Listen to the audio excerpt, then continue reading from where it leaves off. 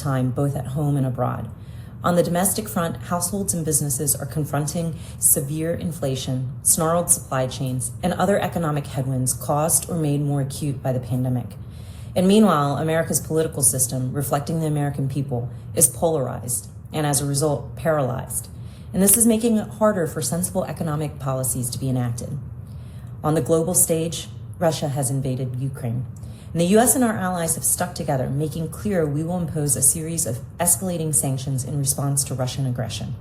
Unfortunately, President Putin's unjustified actions and the justified international response are likely to wreak havoc on capital markets, especially energy markets, creating even more pain for families and firms. At the same time, the US has entered a period of intense competition with China on virtually every front. On the trade front, we've imposed tariffs on a range of Chinese products. In response, they've imposed counter tariffs on many of our exports. American consumers and companies who've done nothing wrong are caught in this crossfire. I'm reminded of the ancient Chinese curse, may you live in interesting times. I suspect that all of us, whether we work in the private sector or in the public sector, wish things were a little less interesting right now. Against this backdrop of economic and political turbulence, I would argue that the essential work of the VC community, which is to find and fund innovative ideas, is more vital than ever. In a very real sense, you are women after my own heart. Before I came to Congress in 2017, I taught courses in entrepreneurial finance at Rollins College in Orlando. And I also worked in an investment firm, diligencing deals and investing in a wide variety of industries. And off the side of my desk, I volunteered to counsel women-owned startups through the Athena program, basically advising them on potential financing sources and some best business practices, hoping to help them reach the next level of revenue. I learned as much from these women as they hopefully learned from me. And during my first term in Congress, I was fortunate to serve on the Small Business Committee. You know, I think this is a really underappreciated committee with jurisdiction over the Small Business Administration, including the agency's suite of entrepreneurial development programs. Some of those examples include women's business centers, the microloan program, which I took a particular interest in, and programs to help business owners identify export markets. And it has the ability to really help entrepreneurs. Now I serve on the Ways and Means Committee, which has jurisdiction over taxes and trade, two subjects of intense interest to the business community. For example, we've had quite a spirited debate on the committee about carried interest. I tell you all of this not to rehash my resume, but to underscore that I'm both personally and professionally passionate about the work you do. I know your industry has a tendency to be maligned in certain corners of Congress, usually by people or politicians whose passion for their position is inversely related to their knowledge of the sector. I confess that I have very little patience for such uninformed criticism, especially from members of my own party. But I'm really excited about the work that you're doing today.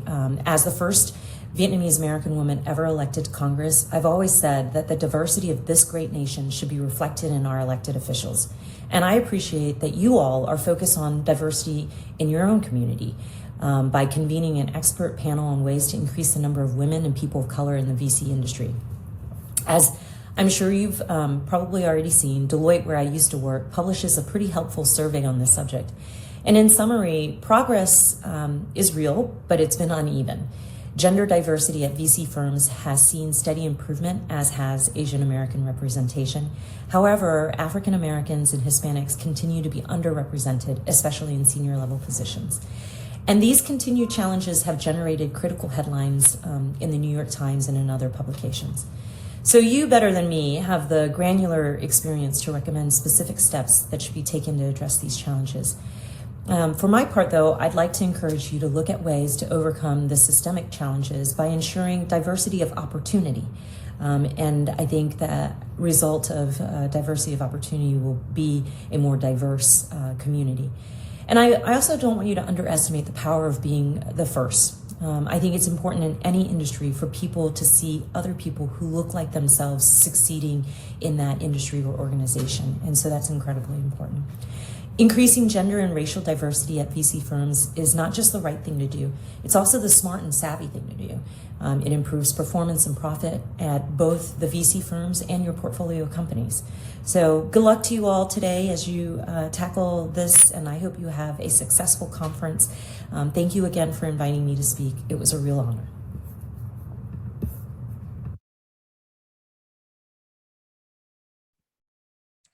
Wonderful and inspiring remarks.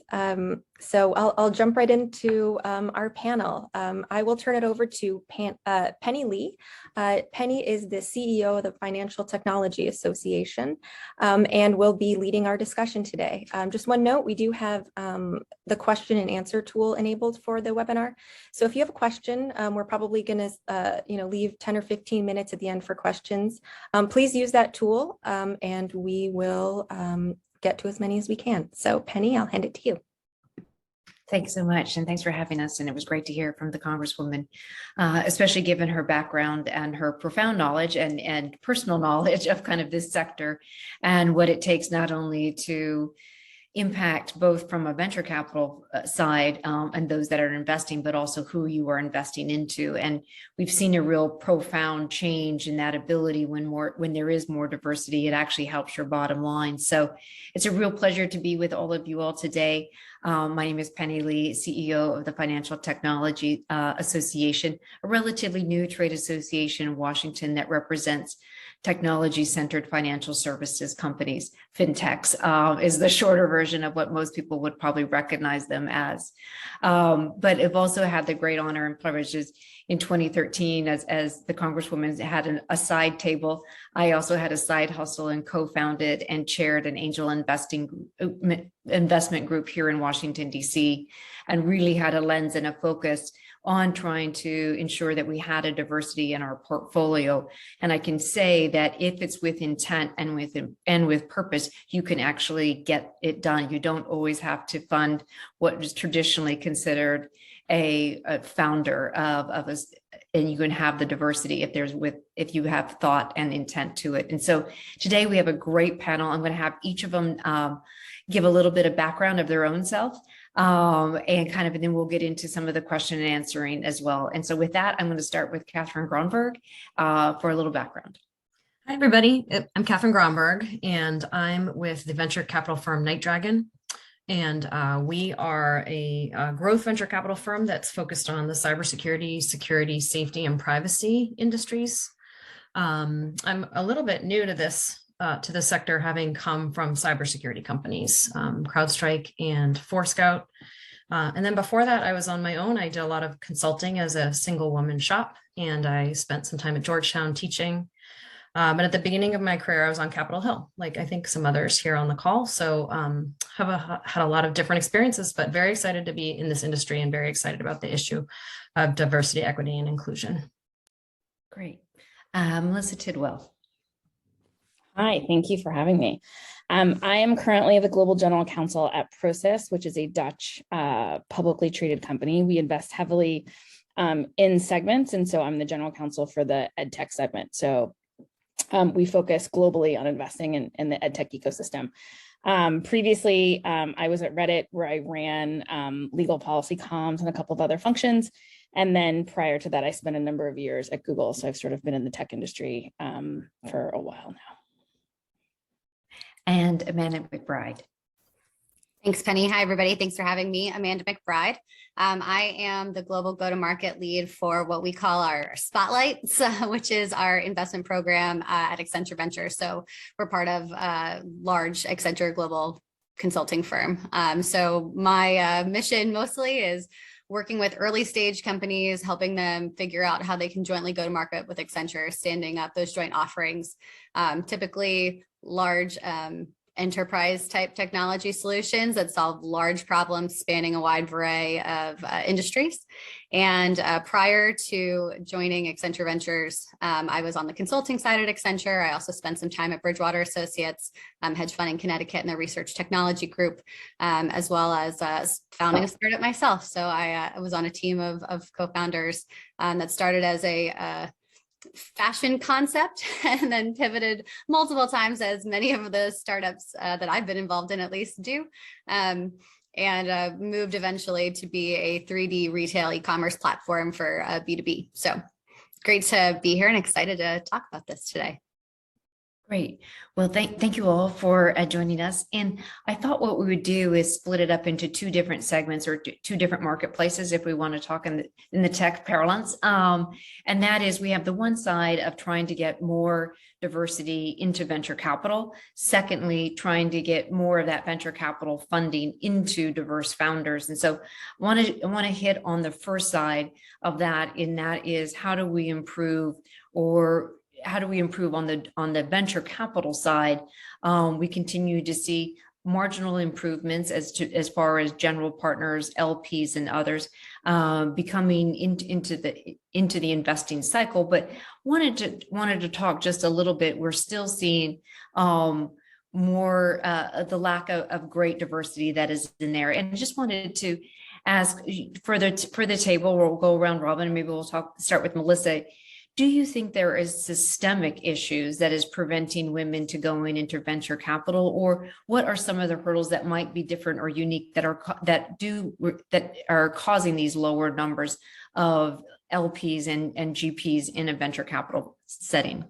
Yeah, I think the short answer is yes. I think there are both some systemic issues and some structural issues that really prevent sort of a lot of diversity flowing into the VC world. I think just using my own experience, having been in the tech industry for a long time, I wasn't really exposed to sort of the VC ecosystem until sort of a post end of, really early, startup life, right? Even though I had friends who were male who got asked do you want to angel invest in this, I was never asked, because the way that's structured is you can't fundraise, you can't go outside and ask people. So it really, if you're in that circle, great. If you're not in that circle, it's a problem. So I think there's a number of things that exist that really prevent sort of a lot of diversity from existing in the VC ecosystem. I think a lot of those are starting to change with things, some of the reg changes related to allow like Republic as an example to exist. Or you see things, groups really sort of pushing forward. I think especially post George Floyd, with like a cap table coalition, which I work a lot with, who sort of really is trying to diversify that investment and create opportunities for diverse LPs. And Katherine, your experience is a little bit different also, and how you got into venture. Can you walk us through your journey to go from kind of where you were in kind of the cybersecurity space into a venture role, and kind of what that recruitment process looked like, or what your path was? Well, I think the noteworthy thing there is that the reason why my pathway to coming to venture has lay in my government expertise.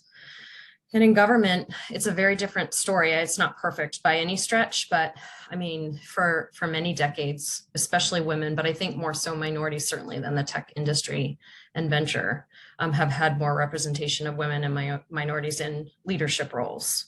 It's not perfect, but I had many, many role models, and I saw women leading agencies and committees. It was really different. So you can rise up in government. And so it's my expertise there that was the impetus to bring me into our particular VC, because we're very government minded. Of course, we're interested in security technologies. So there's a really natural nexus between the government, in some cases buyer, but the government has a lot to do with these technologies from many standpoints. So that was a little bit of a natural fit. I'm not sure it works that way for everybody.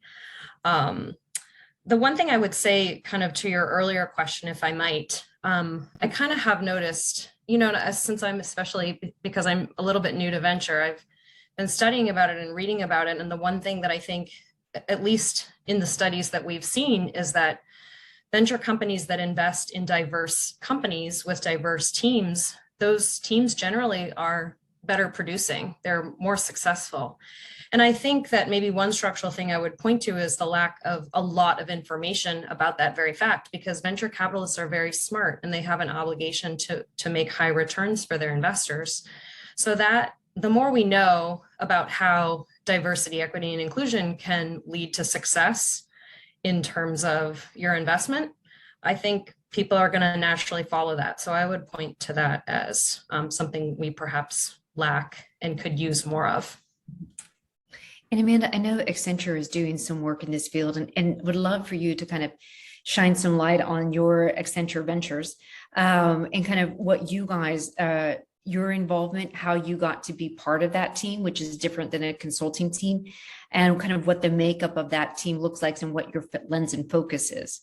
Yeah, sure. So I mean, I'm proud to work at a company with a female CEO. So Julie Sweet's our CEO, very large enterprise global company. And with her leadership, Accenture's made commitments to DE&I. We're committed to having a gender balanced workforce by 2025. We already have 50% of our board of directors being women, 30% of our executives are women. We publish our DE&I goals publicly, both internally and externally. And so I think what I've felt growing up primarily in Accenture, you know, I've dabbled in a few other places, but I've primarily had my career trajectory within Accenture and rising throughout Accenture is I've mostly had female bosses. And so I've been really lucky to have a lot of really wonderful female mentors. We have a lot of training internally and talent development programs specifically for women, like our Women in Technology program that helps fast track high performing women toward those high demand, short supply technology roles. Developing our women program that kind of has to do with networking and co-creating career development plans for junior, mid-level and senior level women. And from a ventures perspective, we actually recently launched our Black Founder Development Program to help Black entrepreneurs advance and grow their technology businesses, focusing on a bit of more direct access to venture capital, but also corporate mentorship and strategic connections with business partners, clients, and Accenture's people. So I think one of the things that we hear a lot about is that there's not funding equity, but it's more than just funding. One of the things that startups really struggle with, and why I think it's hard maybe sometimes, is that, you know, although they, so I think one of the things that startups really struggle with is that there is a lack of understanding of the market, and the markets are really nuanced. And one of the things that Accenture really has a handle on is those markets. And so we're able to, through this Black Founder Development Program, help improve Black community ability to create wealth for those who previously didn't have a seat at the table and enable the next generation of innovation. So we made an investment earlier this month in a company called Sway Brands, really cool company that helps brands connect with diverse influencers. We partner with Springboard Enterprises, that helps accelerate the growth of entrepreneurial companies led by women. So I think from like an initiative space, we're doing a lot to try to make sure that we're helping the next generation of leaders come to the forefront. Great. And Melissa, you've sat on both from the angel side and also on the company side. So you had to work with investors. Was it different when you were engaged with investors that are from a diverse background versus what you would consider a traditional white male investor? Was the conversations different? I think it from the company side, I think the answer is probably no. I think a little bit of what Amanda was sort of hinting to is the sort of network effects of once you have that relationship. I think VCs do sort of go out of their way to kind of help you, you know, and assist in your growth trajectory, especially from the company side. And so I think, again, the challenge of the company side is when you're looking for diverse investors, it's, you know, it's sort of hard to kind of map that out and to find that. I think from the angel investing side and even from the company investing side, I think, you know, the questions that sort of, I would say it's not necessarily the questions that vary, but I think the fundamental thing I think about from an investing standpoint is like, what is the problem you're trying to solve? Do you have sort of a real interest and sort of passion about solving that problem? And is that shining through? And I think what you often see a lot with sort of diverse founders is just they're looking at problems from just a completely different and awesome lens. That you can really see sort of like their vision for what it is they want to accomplish. And I think as an investor, that's really exciting to sort of partner with. But they do have challenges, and I think to growing, I think as a traditional sort of white male founder might.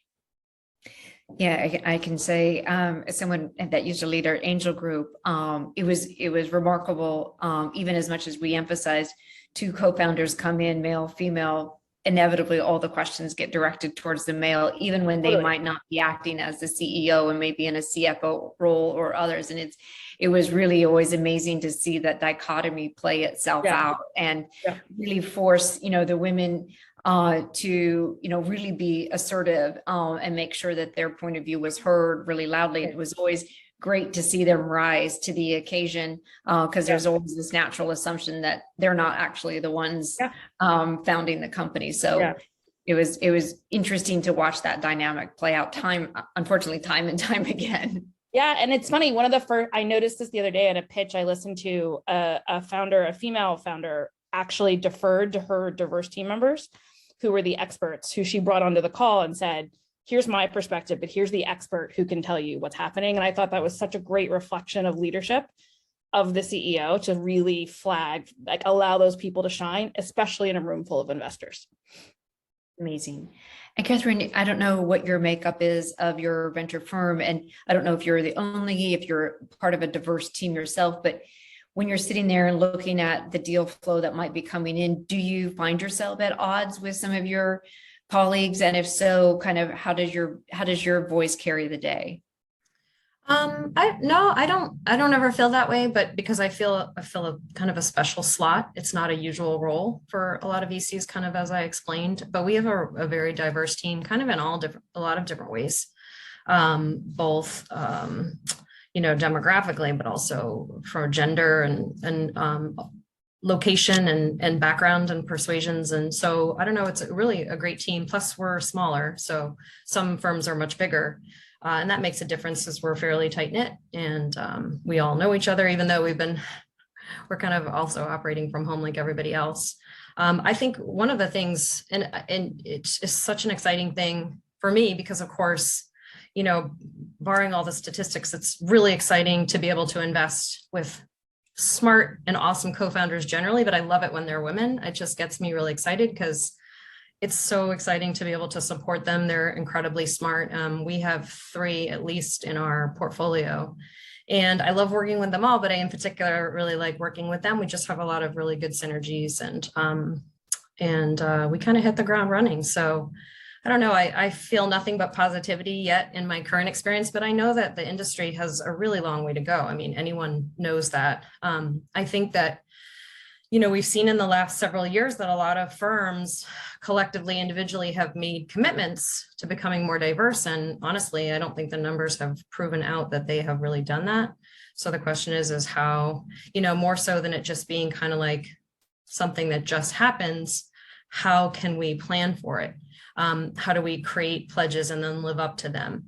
How do you create diversity on both sides, right? From the makeup of the VC to the makeup of your portfolio. I mean, I don't think you can underestimate the importance of having female CEOs and C-level leaders, of which we have a ton, which is great, because then these companies, they have to have a rising generation of leaders that can aspire to be those leaders. If they don't have that to look to, they're not going to want to break down those barriers. Like, I know that feeling. I mean, I have to say in cybersecurity, we did actually have, especially at one of my companies, had amazing women running, what are not traditionally considered female-led functions like engineering or research. So that was really wonderful. But in the sales leadership, it was a lot of men. And so, I guess I can kind of understand, that sort of invisible barrier when there's no women in the C-level office or in the CEO office, that it just has that effect on the company. And so it's kind of like you were saying, Penny, it has to start kind of all the way from the LP through the GPs, through the investments and the leadership of the company. It all has to change continuously. And we've seen the stats that some haven't, we've seen some growth, but not exponential, but yet at the same time, we've seen certain things. And I know there's a lot of the phrase, the market will take care of itself. We haven't seen, I don't think, as much market forcing changes, but yet you've seen some mandates. California mandating that women in a public company has to have a certain number of women on its board. you've seen Goldman then adopt that for them to take a company public, they have to have a diverse board. Do you think, would love to go around the horn and people's thoughts on, are mandates the way to get more diversity, or do we continue to let the private sector or the market take care of it? I mean, my role doesn't really touch policy.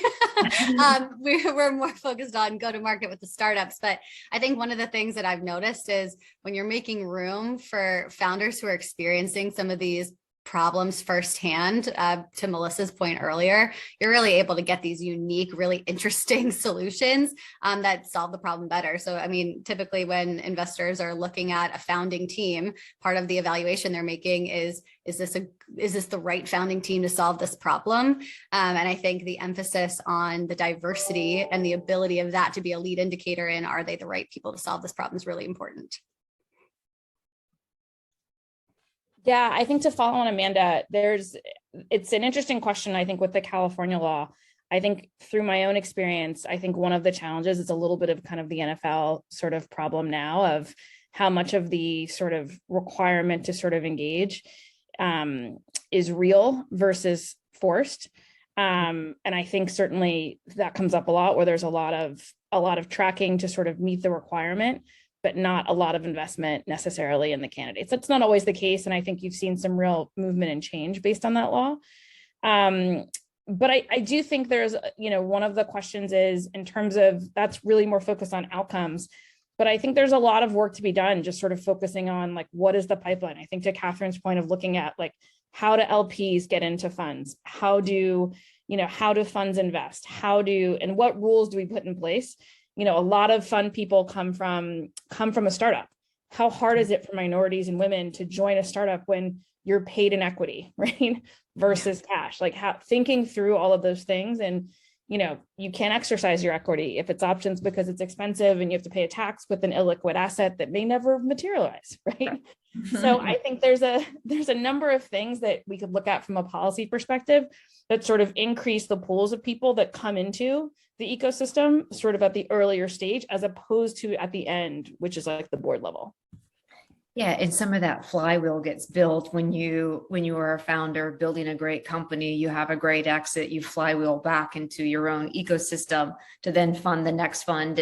And that flywheel, oftentimes you invest with what you know and who you know, and it self-creates itself into not having this, really expansiveness into who's kind of in that ecosystem. And, one of the things that's been bannered around in Washington is, should we change or should we expand or contract the definition of an accredited investor? And would love to get anyone's thoughts on that issue that's bubbling right now.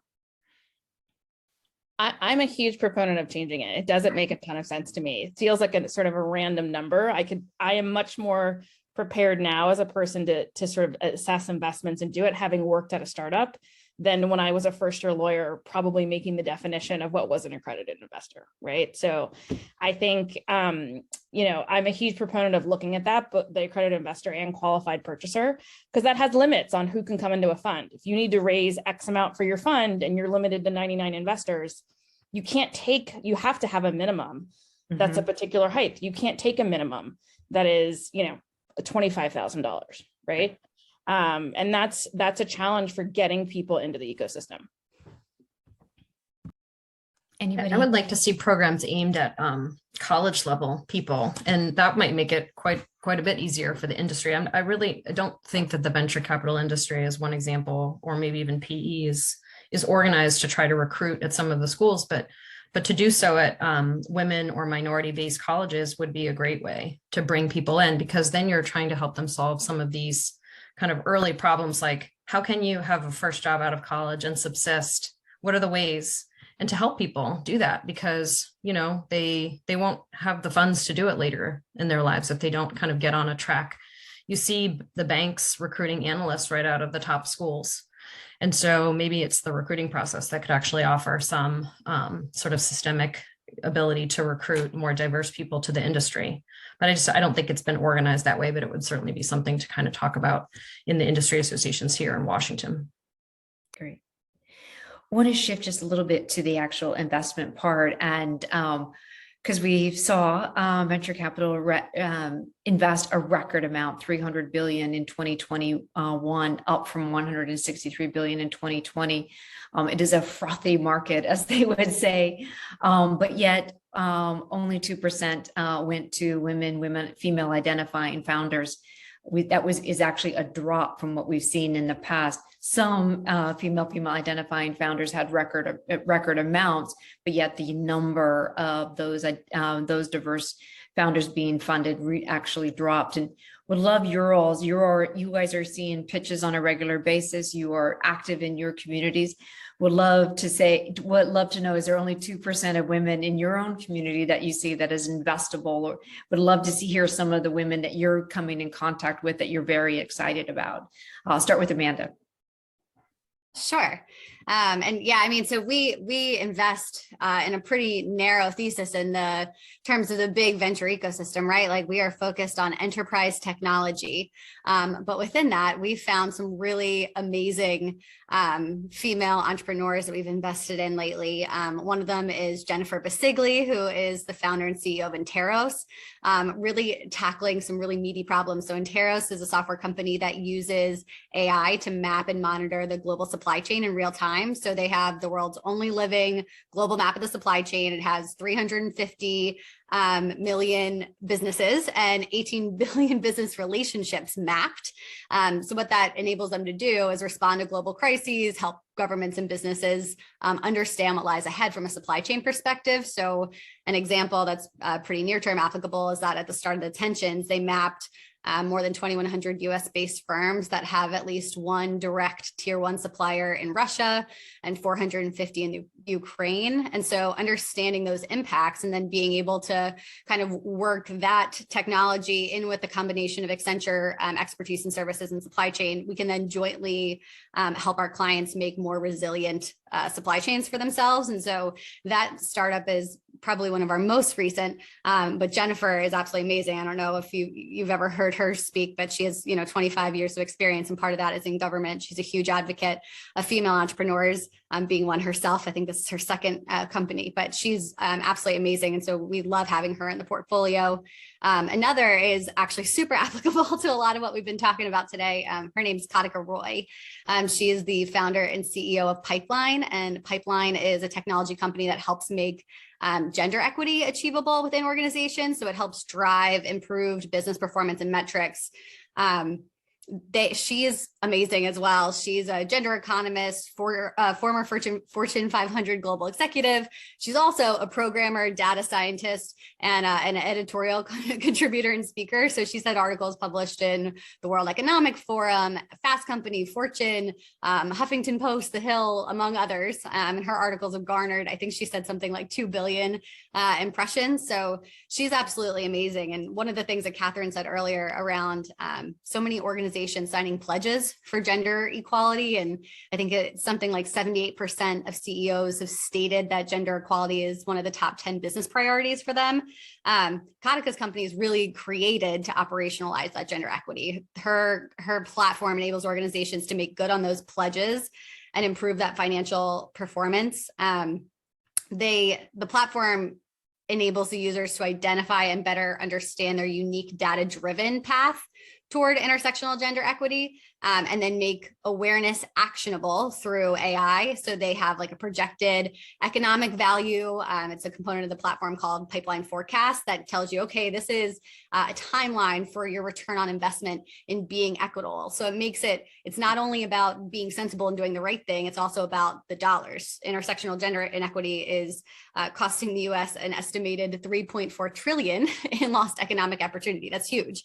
And big dollars turn heads to drive progress to a more equitable world. And that's kind of the baseline of her whole mission. And yesterday, Workday announced that they are also co-investors in Pipeline now. So super exciting day yesterday for Katika.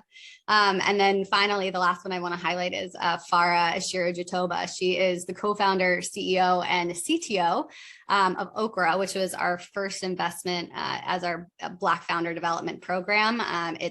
The company is Africa's first API fintech super connector. So it allows you to securely exchange real-time financial information between customers, applications, banks, financial services, institutions, et cetera. And I think FAR is amazing. A lot of us have frustrations that we experience in our daily life, and we dream up that we're going to solve it. But not many of us actually end up building those companies. And she did just that. She was born in Nigeria, grew up in the US, but as an adult lived in both. And when she was in the US, she used different personal financial applications, Mint and others. When she went back to Nigeria, none of those applications work anymore because they're not connected to Nigerian banks. And so she solved for her own problem, being a software engineer, expert in over 20 languages. She launched Okra, and now her teams are working with FAR in South Africa to help her expand her business to that region and bring it to our clients there. So I feel like I've been really lucky to get to work with some of these amazing female founders, doing really incredible things and attacking these big problems. That's awesome. Katherine, a highlight for yours in your portfolio? Yeah, sure. I also get to work with Jennifer at Interos, so we should connect. I love working with them. I've known Jennifer before NightDragon was in their family, so that was so exciting for me. Another company I would highlight to you, I love working with this female co-founder, is a UAV company called Kraus Hamdani. Its co-founder is Fatima Hamdani, and they're a smaller company, but some of the data that they're delivering to give people situational awareness of assets across the globe is really phenomenal. And this is an incredibly smart co-founder, and I feel the same excitement working with them as Amanda does with hers. So I love to talk about them. Another investment that we've made very recently, actually in the last few weeks, it's not female co-founded. However, I feel like it's important to mention it's a company called Thrive DX, and it is a cybersecurity education and training platform. And we feel really passionate about this because the key to solving our workforce problems, but they're also diversity and inclusion problems in the cyber industry, is education, is giving people access from a very early age in higher ed and even before to the type of training that they need so that they can go on to get these high level jobs that also, by the way, help our economy and serve our national security. So I would be remiss to not talk about that, even though it's maybe perhaps not one of our female co-founded superstars, but we feel really, really passionately about this, and for so many reasons. Education is really the key. I've really come to believe that. I'm kind of like a national security person who's like, yep, it does begin with how we educate our young people. So. Awesome. And Melissa, any from your angel days or still angel investing? Yeah, it's funny. I think one interesting point is I do think it becomes a challenge for funds when you do have a specific thesis of kind of what's in your world, because I see all kinds of different, especially on the angel side, all kinds of different companies, and most of them are not applicable to my actual investing job. So I think that's an interesting challenge. I think one of the companies that I just love is Athena, which is an online sort of learning platform founded by two women based on the East Coast. They started off with harassment training. Roxanne Petraeus came from military and sort of did that. And I was with them when they were 5 people, and now, they've raised their Series A and they're post 50 people at this point and are crushing it. So it's really fun, I think, to see sort of their initial phase of the market's so small, it's just harassment training, like who cares, to like, they're really crushing it. Like their product market fit is amazing. And just they're having a problem probably in many ways servicing demand. So it's fun to see that questioning of them of like, do people care enough about this to seeing the company and the product really grow? I was going to say, well, I think we only have to watch headlines on an hourly basis or a daily basis to realize the harassment in the workplace is very much real, alive, and needs a lot of help. So and they based it on data. Again, going back to good problem solving, they looked at the data and said, hour-long harassment training does not work. It's not successful. So how do we rethink that model? And what can we provide, especially on an enterprise basis, to companies that where you can actually maybe look at change? Like, are you actually impacting your employees? Is there movement? Which is great. Great. We are going to open it up for the Q&A section now. Please feel free to put any questions in the Q&A section. I do notice that we have some in the chat from Sarah Akbar. And so I will go ahead and ask those questions. Do you see female founders running their companies differently or different? Open that up to the group.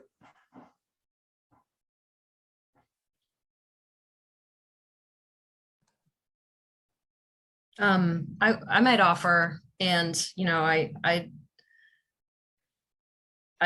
kind of mentioned that I really feel a good connection with our female co-founders. So part of it might be from that. I will caveat it, but I would say that I've observed of our female co-founders that maybe more so, it doesn't mean their male colleagues are so much less so, but I find them to be really excellent listeners. They're really good at being present, and you can speak with them and they can manage a million different topics within a conversation. And they're really clear because they're not distracted. And then I find that they're really good at executing on maybe not all, but a lot of those things. So I just find that the female co-founders have an amazing ability to really listen, retain, and execute on specific things. It's just an attribute that, if I had to reflect myself, being a female, a female executive, but also, juggling a family, like if you can't do that, you kind of have a problem. So maybe that some of that is learned. Not all of our co-founders are moms, but it's a skill that I got from being a mom. And so I just would say that's what I observe working with our female co-founder. Melissa or Amanda? Yeah, I just to add on to that, I think it's obviously contextual, but I do think with a lot of female founders, you see sort of a willingness to be humble. And that collaboration, I think a little bit of what Katherine was saying, just sort of the ability to kind of acknowledge what it is you don't know, lean on people who are the experts, and to sort of figure out, what the best path is for moving forward. I don't know that I've seen any distinct differences, but entrepreneurs are a breed of their own, right? And so just kind of the breed of entrepreneur is separate, and every founder has kind of different ways of running their business or different things that work for them. But just entrepreneurs holistically are different. Yeah, their level of risk tolerance is much different than a lot of different other people. And so it's always interesting to see. And I think it's gender, racial neutral as far as where that gender or where that risk tolerance is. It just is in your own DNA. But I also do think, I know this is a little bit sideways. I do think though, when you have a high profile woman founder, the media coverage or the coverage thereof is much different. And there is a little bit of a double standard of kind of how they're perceived. I know there was a raft of stories in toxic environments and or very aggressive women founders that were, had some really high profile companies. And you just have to query whether or not those stories would have been the same if a male founder, if, they had a, CEO or founder of Uber, his line of kind of how he ran his company was different than some of the others. And so it does feel like there's only so many at the top. And when one might find some challenging times, it's like they're kind of emblematic of the entire industry, which I think is a bit unfair on that respect. Other question, can you talk a little bit about mentorship and give an example of its benefits in your own careers?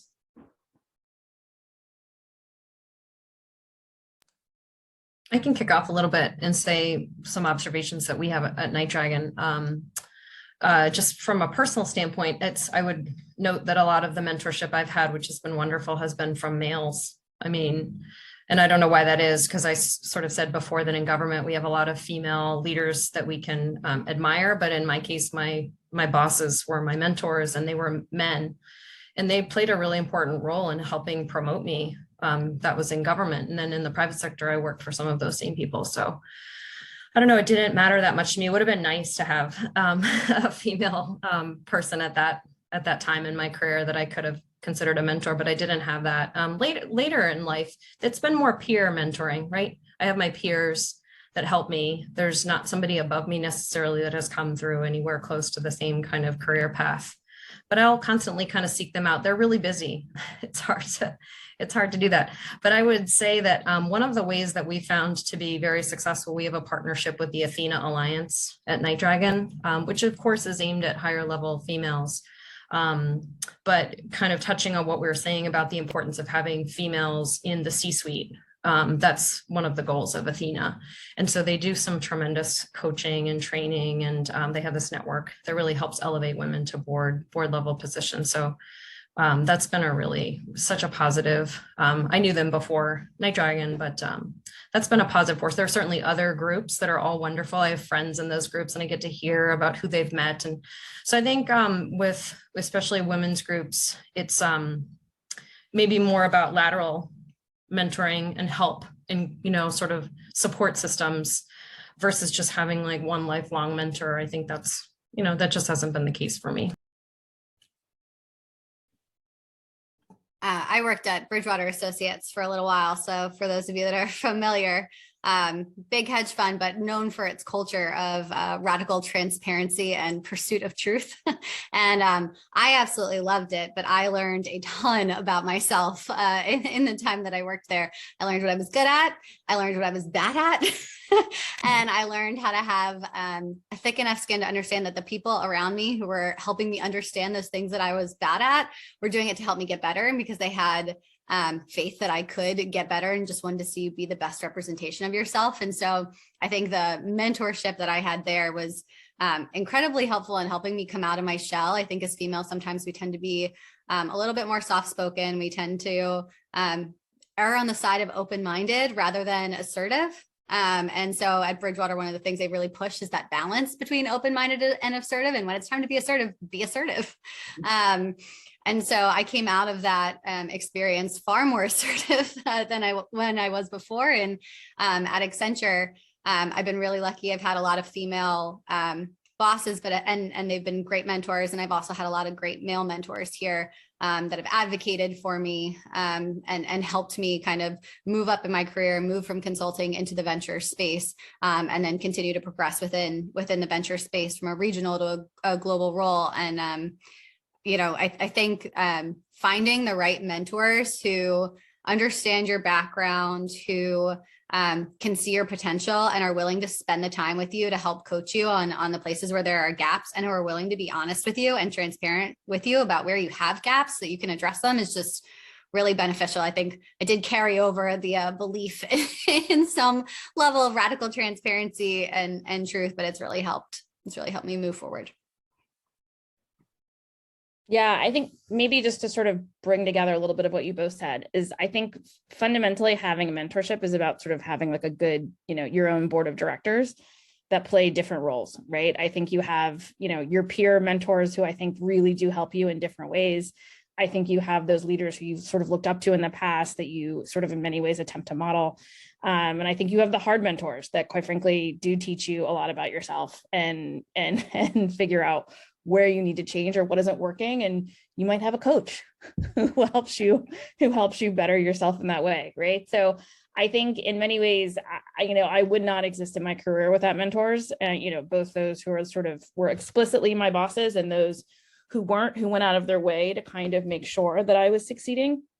I've learned such a myriad of things from them, I think, that have helped me, in my career. Sometimes it's when to speak up, sometimes it's when to close your mouth, and to listen and to sort of figure out, I think one mentor said to me, like, do you want to be right?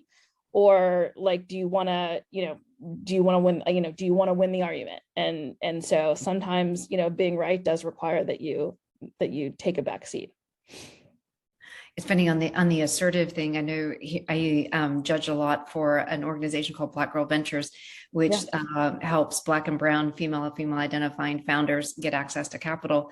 And in listening to those pitch competitions, they oftentimes, going back to Amanda's point on assertiveness, they'll ask for the bare minimum of what they need, because they're scraping by and they're barely, they're as lean as they can be so they can maximize, and they're asking for $25,000 or $100,000. I was like, you need to come in and ask for the million. You need to ask what it's going to fund so that you actually get paid yourself and you can fund your team, because they always forget to take care of themselves oftentimes as female founders. And I'm like, you need to ask bigger, be more assertive, be confident, because I want to be able to, you're going to go out there and pitch, and investors want to believe that you can carry, not just like, I'm going to squeeze everything out of it and just barely scrape by. They want you to succeed. And so oftentimes we'll tell them, ask for something a lot bigger than what you're asking for right now. Yeah. No, I think it's what Amanda said. Entrepreneurs are weird characters. And so I think sometimes you do have to, pretend as if your mentality has to be as such that you are going to succeed and this is what you need. Yeah. Indeed. Persistence. Yeah. Yes. A lot of no's get thrown at you when you're an entrepreneur. So persistence is the key. Other question is, have you seen trends in where VC hotspots are located both domestically and internationally? From my perspective, we cover globally, from a company perspective, and quite frankly, no. I think especially with COVID, it's really changed a lot. And I think there are just companies everywhere. I think especially, again, edtech sector, every country, everyone's, especially with COVID and sort of the shutdown of school systems, people are really trying to sort of come up with creative ways to sort of, bridge that gap of what happened. I think in the US, you're also seeing it really dramatically sort of spread across, it's a lot of people have left San Francisco. You see it, in the Midwest, Austin, in different places. So I think it is really starting to change. Yeah, I would totally agree with that. We're same kind of global viewpoint, and the old days of the only places to get money were in Silicon Valley and New York, I feel like are very much over. Many of the companies that we've invested in, we have one that's super successful and key to our data privacy strategy in Kansas. So, I mean, they're all over. It's just it's kind of borderless now. Excellent. Well, that wraps up this session. Thank you all, Christina and everybody. Thank you for joining us, and for all the participants that listened in on the chat, and appreciate all of your comments and your work. And Katherine, Amanda, Melissa, thank you for participating. And I'll turn it back over to Christina. And thank you, Penny, so much for keeping the conversation moving. We packed a lot into our time today. So you can visit our website, womenshightech.org, and we will post a recording of the panel if you were unable to join it. And yeah, please sign up on our website if you'd like to receive invitations to future events, and have a great rest of your day, everyone. Thanks, everyone.